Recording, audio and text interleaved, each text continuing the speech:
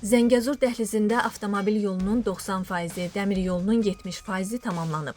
Teleqraf xəbər verir ki, bunu Prezident İlham Əliyev Türk Dövlətləri Təşkilatına üzv dövlətlərin hökumət başçılarının, vitse-prezidentinin görüşünün iştirakçılarını qəbul edərkən söyləyib.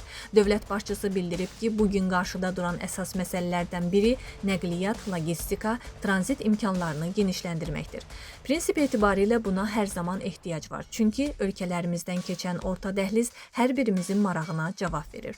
Xüsusilə indiki geosiyasi vəziyyətdə orta dəhliz, Transxəzər dəhlizi, Zəngəzur dəhlizi, bu istiqamətdə olan digər layihələr daha böyük önəm daşıyır.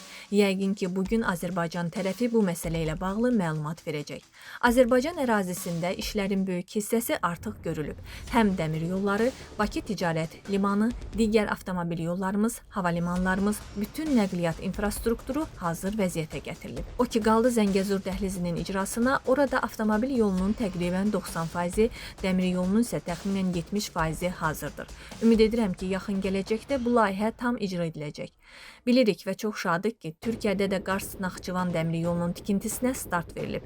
Beləliklə, bu layihələrin uzlaşdırılması, koordinasiya şəklində icra edilməsi yeni bir önəmli beynəlxalq dəhliz açacaq. Bu, orta dəhlizin bir qolu olacaq və bizim inşa etdiyimiz dəmir yolu infrastrukturu birinci mərhələdə 15 milyon ton yükün daşınmasına hesablanıb. Amma gələcəkdə bu arta bilər və yəqin ki, artacaq. Hər halda 15 milyon tonluq yeni dəhlizin açılması həm ölkələrimiz, həm də geniş coğrafiya üçün böyük önəm daşıyır. Biz yenə də burada çox ciddi və məsuliyyətli mövqe sərgiləyirik. Həm öz maraqlarımızı təmin edirik, həm də dünya üçün yeni nəqliyyat yollarını təqdim edirik.